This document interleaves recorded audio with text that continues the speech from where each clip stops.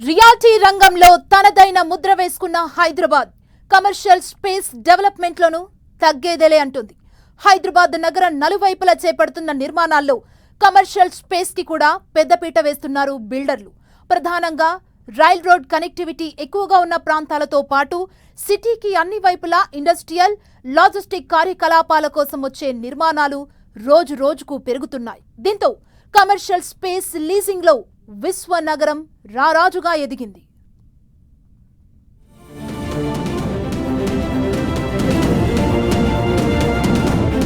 Commercial leasing లో విశ్వనగరమే రారాజు. హైదరాబాద్ లో కమర్షియల్ స్పేస్ కు పెరుగుతోన్న డిమాండ్. రైల్ రోడ్ కనెక్టివిటీ ఉన్న ప్రాంతాల్లో ఎక్కువగా ఉన్న డిమాండ్ కు అనుగుణంగా నిర్మాణాలను చేపడుతోన్న బిల్డర్లు.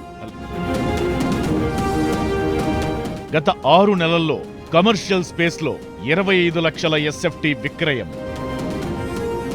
దేశంలోనే అత్యుత్తమ వాతావరణ పరిస్థితులున్న గ్రేటర్ హైదరాబాద్ లో రియాలిటీ రంగం శరవేగంగా వృద్ధి చెందుతోంది. రెసిడెన్షియల్ ప్రాజెక్టులతో పాటు అంతే స్థాయిలో కమర్షియల్ స్పేస్ కు కూడా హైదరాబాద్ లో ప్రస్తుతం డిమాండ్ నెలకొంది. దేశీయ, అంతర్జాతీయ సంస్థలు నగరంలో తమ కార్యాలయాలను ఏర్పాటు చేస్తుండటం, పలు లాజిస్టిక్ కంపెనీలు కూడా ఇక్కడ తమ బ్రాంచ్లను ప్రారంభిస్తుండటంతో హైదరాబాద్ లో కమర్షియల్ స్పేస్ కు భారీ డిమాండ్ నెలకొంది. ఇక గ్లోబల్ క్యాపబిలిటీ సెంటర్లలో ఉద్యోగాల కల్పన కూడా నగరంలో భారీగా పెరిగింది. దీంతో విశ్వనగరంలో ఉపాధి అవకాశాలు భారీగా పెరిగాయి. మ్యానుఫ్యాక్చరింగ్ది కూడా చాలా వరకు కొత్తగా కంపెనీస్ రావడము, తర్వాత ఫార్మా రిలేటెడ్ వచ్చేసి ఎక్స్పాన్షన్ లోపల ఉండడము, ఈవెన్ పాండమిక్ అప్పుడు వచ్చేసరికి even vaccination is from our part, ఇవన్నీ వచ్చినప్పుడు ఏమవుతుందని అంటే ఆటోమేటిక్గా మనకి warehouse and overall logistics లోపల కూడా చాలా డెవలప్మెంట్ ఉంది. దాంతోపాటుగా చెప్పాలంటే office space absorption is time to time చాలా వరకు మనకి ఒక పాజిటివ్ ట్రెండ్ లోపల పోతుంది అనమాట.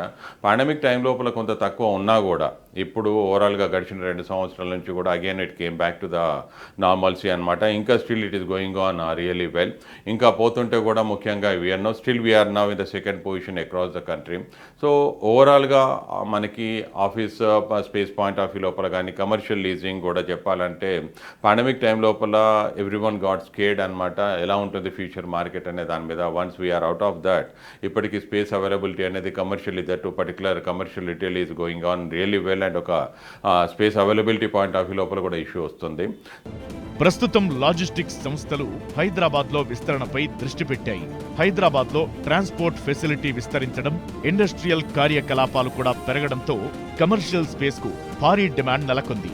గత 6 నెలల్లో హైదరాబాద్ లో 25 లక్షల చదరపు అడుగుల కమర్షియల్ స్పేస్ లావాదేవీలు జరగడం దీనికి బలాన్ని చేకూరుస్తోంది. దీంతో పలు నిర్మాణ సంస్థలు కమర్షియల్ స్పేస్ డెవలప్మెంట్ పై మొగ్గు చూపుతున్నాయని ఇండస్ట్రీ ఎక్స్పర్ట్స్ అభిప్రాయపడుతున్నారు. 2024 ఫస్ట్ హాఫ్ కానీ తీసుకున్నారంటే 5 million square feet commercial space observe అయింది. అది లాస్ట్ ఇయర్ 2023తో కంపేర్ చేస్తే 2023 జనవరి టు జూన్ తీసుకుంటే మనకి 2.9 మిలియన్ స్క్వేర్ ఫీట్ అబ్జర్వ్ అయింది. ఈ year 5 million square feet observe అయింది. అంటే ఆల్మోస్ట్ 70% పెరిగిందనమాట అబ్జార్ప్షన్ను. మనకి గ్లోబల్ కేపబిలిటీ సెంటర్స్ జీసీసీసే ఈ ఇయర్ 3 మిలియన్ స్క్వేర్ ఫీట్ తీసుకున్నారు.